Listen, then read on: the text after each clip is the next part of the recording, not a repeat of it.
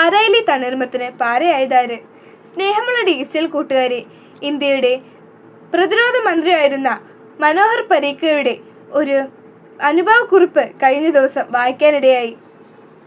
അദ്ദേഹം ഗോവയിലെ പര എന്ന ഗ്രാമത്തിൽ നിന്നുമാണ് ഇന്ത്യയുടെ പ്രതിരോധ മന്ത്രി സ്ഥാനത്തിലേക്ക് ഉയർന്നത്. പരദേശവാസികൾ പരീക്കർമാർ എന്നാണ് അറിയപ്പെടുന്നത്.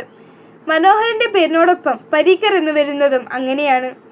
പര വില്ലേജ് പ്രസിദ്ധമായത് അവിടുത്തെ മധുരമുള്ള വലിയ തണ്ണീർമത്തൻ വഴിയാണ്.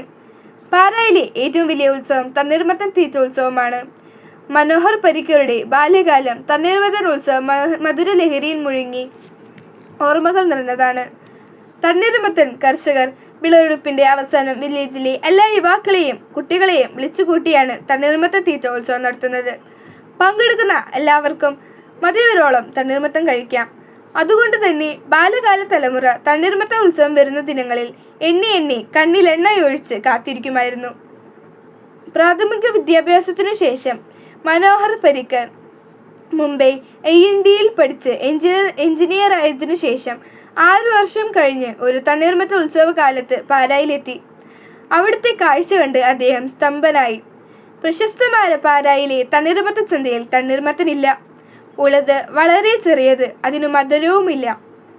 കാരണമറിയാൻ പരീക്കർ തണ്ണീർമത്തൻ ഉത്സവം നടത്തിയിരുന്ന വലിയ കർഷക പ്രമാണിയെ പോയി കണ്ടു. അദ്ദേഹം പറഞ്ഞു, 5 വർഷമായി എൻ്റെ മകനാണ് തീറ്റ ഉത്സവം നടത്തുന്നത്. പിന്നീടാണ് തണ്ണീർമത്തൻ ഇല്ലാത്തതിൻ്റെ കഥ പരീക്കർ അറിയുന്നത്.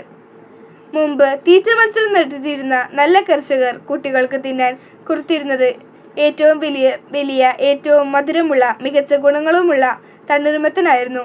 കൂടാതെ മത്സരിക്കുന്നവർക്കെല്ലാം ഒരു ചെറിയ പാത്രവും കൊടുക്കും. മത്സരത്തിന് ഒരു വ്യവസ്ഥ മാത്രം: തണ്ണീർമത്തൻ്റെ വിത്തുകൾ കടിക്കാതെ ഈ പാത്രത്തിൽ നിക്ഷേപിക്കണം. ആ വിത്തുകളാണ് അവിടുത്തെ കൊല്ലം അവർ വിതച്ച് വീണ്ടും വലിയ തണ്ണീർമത്തൻ ഉൽപ്പാദിപ്പിക്കുന്നത്. കർഷക പ്രമാണിയുടെ മകൻ ചുമതലയേറ്റപ്പോൾ നല്ലതും വലുതുമായ തണ്ണീർമത്തൻ എല്ലാം വിൽക്കാൻ കൊടുത്തു.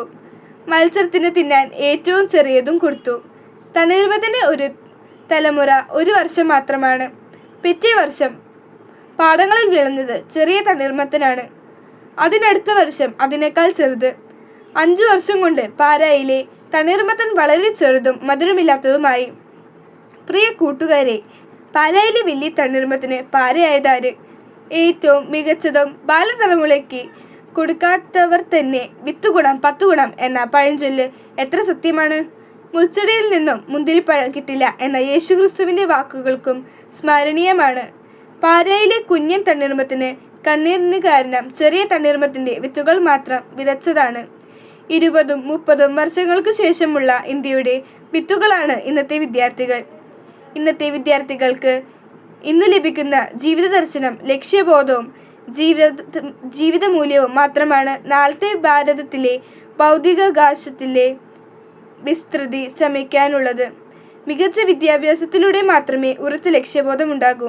ഉറച്ച ലക്ഷ്യബോധമുള്ളവർക്ക് മാത്രമേ ദൈവിക മാനസിക മൂല്യങ്ങളുടെ ആവശ്യമുണ്ടാകൂ. തെളിഞ്ഞ രാഷ്ട്രസ്നേഹവും പൗരബോധവും ഭരണഘടനയോടുള്ള ആദരവും നമ്മളുടെ നാളത്തെ നല്ല ഭാരതത്തെ പണിതുയർത്തും. ഇല്ലെങ്കിൽ അഖണ്ഡ ഭാരതം ജാതി, മത, രാഷ്ട്രീയ, ഭാഷ, ദേശഭിന്നതയുടെ പ്രചണ്ഡ പേരുമാരിയിൽ ചിഹ്ന ഭിന്നമായി തീരും. നമുക്ക് മഹാത്മാജിയെ പോലെ ചാച്ചാജിയെ പോലെ രാഷ്ട്രനിർമ്മിതിയിൽ പങ്കുചേരുന്ന നല്ല നേതാക്കളാകാം.